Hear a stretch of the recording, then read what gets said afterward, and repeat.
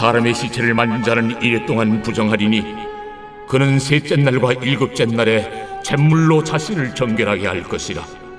그리하면 정하려니와 셋째 날과 일곱째 날에 자신을 정결하게 하지 아니하면 그냥 부정하니, 누구든지 죽은 사람의 시체를 만지고 자신을 정결하게 하지 아니하는 자는 여호와의 성막을 더럽힘이라. 그가 이스라엘에서 끊어질 것은 정결하게 하는 물을 그에게 뿌리지 아니하므로 깨끗하게 되지 못하고 그 부정함이 그대로 있음이니라.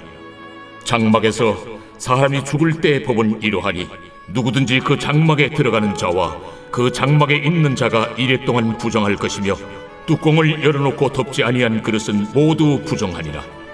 누구든지 들에서 칼에 죽은 자나 시체나 사람의 뼈나 무덤을 만졌으면 이래 동안 부정하리니, 그 부정한 자를 위하여 죄를 깨끗하게 하려고 불사른 재를 가져다가 흐르는 물과 함께 그릇에 담고, 정결한 자가 우슬초를 가져다가 그물을 찍어 장막과 그 모든 기구와 거기 있는 사람들에게 뿌리고, 또 뼈나 죽임을 당한 자나 시체나 무덤을 만진 자에게 뿌리되, 그 정결한 자가 셋째 날과 일곱째 날에 그 부정한 자에게 뿌려서 일곱째 날에 그를 정결하게 할 것이며, 그는 자기 옷을 빨고 물로 몸을 씻을 것이라. 저녁이면 정결하리라. 사람이 부정하고도 자신을 정결하게 하지 아니하면 여호와의 성소를 더럽힘이니, 그러므로 회중 가운데서 끊어질 것이니라. 그는 정결하게 하는 물로 뿌림을 받지 아니하였은즉 부정하니라. 이는 그들의 영구한 율례니라. 정결하게 하는 물을 뿌린 자는 자기 옷을 빨 것이며, 정결하게 하는 물을 만지는 자는 저녁까지 부정할 것이며, 부정한 자가 만진 것은 무엇이든지 부정할 것이며, 그것을 만지는 자도 저녁까지 부정하리라. 오늘 본문은 죽은 자와 접촉하여 부정해진 자를 위한 규정을 담고 있습니다. 이 시체에 관련된 정결예법이 여기서 기록된 이유는 추측컨대 17장에서 보고된 대량의 사망 사건과 관련되어 있을 것입니다. 고라가 모세와 하나님께 반역을 하였고, 그 결과 고라와 반역에 관련된 사람들이 죽었습니다. 이 일로 분노한 이스라엘 백성들이 또 한 번 모세와 아론을 돌로 쳐 죽이려 했고, 이 일로 이스라엘 내에 연병이 돌아 또 많은 인원이 사망하게 되었습니다. 이스라엘 내 진영에서는 순식간에 엄청난 숫자의 시체가 생겨났고, 이 시체를 어떻게 처리해야 하는지에 대한 규정이 필요했을 것으로 보입니다. 그 외에도 인간의 죽음이란 생물학적 현상으로 인간 사회에서 자연스럽게 일어나는 현상이었으므로 사망에 대한 규정에 대한 백성들의 요구가 분명히 있었을 것입니다. 사망과 관련된 정결예법의 구체적인 의식들은 그 출처가 어디에서 비롯된 것인지 분명하지 않습니다. 아마도 이런 예식들은 먼저 시체의 비폐에서 비롯되는 전염병이나 기타 위생적인 문제로부터 공동체를 보호하기 위한 목적이 있었을 것입니다. 또 하나는 죽음에 관련된 종교적인 이유가 있었을 것입니다. 고대 근동의 여러 문명권에서 죽음은 여러 신화와 밀접한 관련이 있습니다.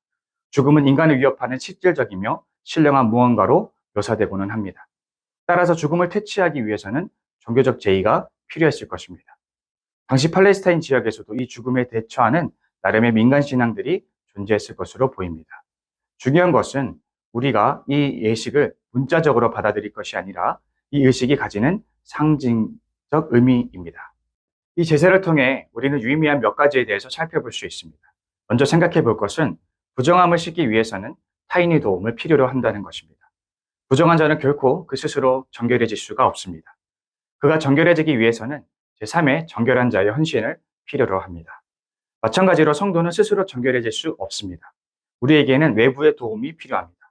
그것은 곧 우리의 죄를 사하신 예수님의 도움으로 가능합니다. 예수님의 주된 사역 중 하나가 바로 사람들의 죄를 사해 주시는 것이었습니다. 예수님은 중풍병자를 치유하면서 동시에 그를 사하여 주셨습니다. 예수님은 의인이 아닌 죄인을 불러 회개시키러 왔다고도 말씀하신 적이 있어요. 또 예수님의 핵심 메시지인 하나님 나라의 메시지는 인간으로 하여금 회개하라고 강조하고 있습니다. 이처럼 예수님의 사역은 주된 관심이 인간의 죄 문제에 집중되어 있다는 것입니다. 그런가 하면 예수님의 십자가의 중요한 역할 중 하나가 바로 인간의 내면의 죄를 없애는 것입니다. 예수님이 십자가에 돌아가셨을 때에 마가복음은 즉시로 성막의 휘장이 찢어졌다고 기록하고 있습니다. 여기에는 신학적 의미가 있는데요. 이 휘장은 하나님이 계신 가장 거룩한 곳인 지성소를 가리는 휘장입니다.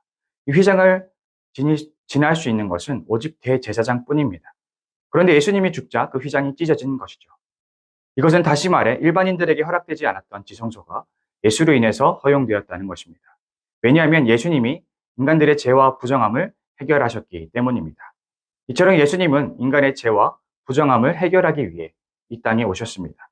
우리는 그 예수님으로 인해 정결해지고 또 그 예수님의 가르침을 따를 때에 지속적으로 정결할 수 있습니다. 두 번째로 살펴볼 것은 정결한 것만이 부정한 것을 정결케 할 수 있다는 사실입니다. 부정한 자를 씻기는 데 필요한 것은 붉은 암송아지를 태운 제물이었습니다.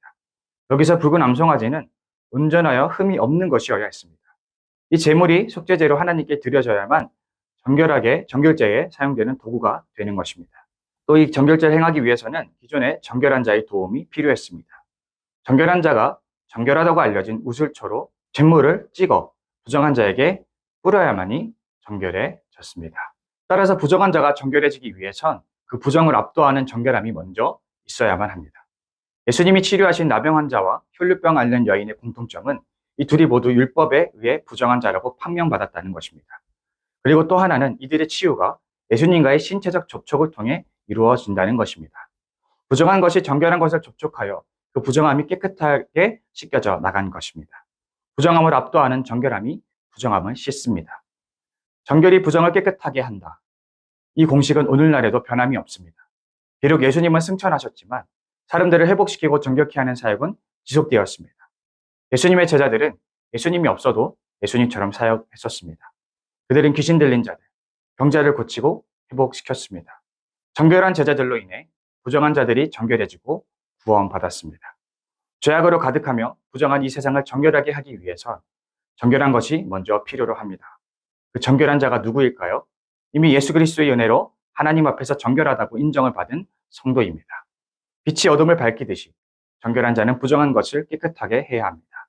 그것이 예수님이 우리를 빛으로 부르신 이유가 아닐까요? 복음을 전하고 또 죄인을 회개시키고 예수님으로 인해 정결해지게 만드는 것, 그것이 성도의 과업입니다. 여러분은 바리새인의 거룩을 추구하십니까? 예수님의 거룩을 추구하십니까? 혹시 부정한 것이 묻을세라 부정한 자와 거리를 두는 바리새인의 거룩을 추구하고 있지는 않습니까? 우리 지저처치 성도 여러분들은 예수님의 거룩을 추구하시기 바랍니다. 부정을 압도하는 정결한 삶으로 사람들을 회복시키고 구원하는 복된 인생들이 되시길 바랍니다. 기도드리시겠습니다. 하나님, 오늘 본문을 통해서 우리에게 귀한 말씀을 주심에 감사합니다. 우리가 정결해지기 위해서 먼저는 정결한 주님의 놀라운 은혜가 있어야 함을 고백합니다. 또 동시에 주님의 은혜로 정결해진 우리가 또 다른 누군가를 정결케 하는 삶을 살아갈 수 있는 삶을 살아야 함을 또 깨닫게 됩니다. 우리를 정결케 해주신 주님의 은혜를 복기하며 우리의 삶 가운데서 또 다른 죄인을 정결하게 하는 그 삶을, 그 사명을, 그 과업을 감당하며 살아갈 수 있는 복된 우리가 되게 하여 주옵소서. 예수님 이름으로 기도합니다. 다 함께 주기도문으로 예배를 마치도록 하겠습니다. 하늘에 계신 우리 아버지, 아버지의 이름을 거룩하게 하시며 아버지의 나라가 오게 하시며 아버지의 뜻이 하늘에서와 같이 땅에서도 이루어지게 하소서. 오늘 우리에게 일용할 양식을 주시고 우리가 우리에게 잘못한 사람을 용서하여 준 것 같이 우리 죄를 용서하여 주시고 우리를 시험에 빠지지 않게 하시고 악에서 구하소서.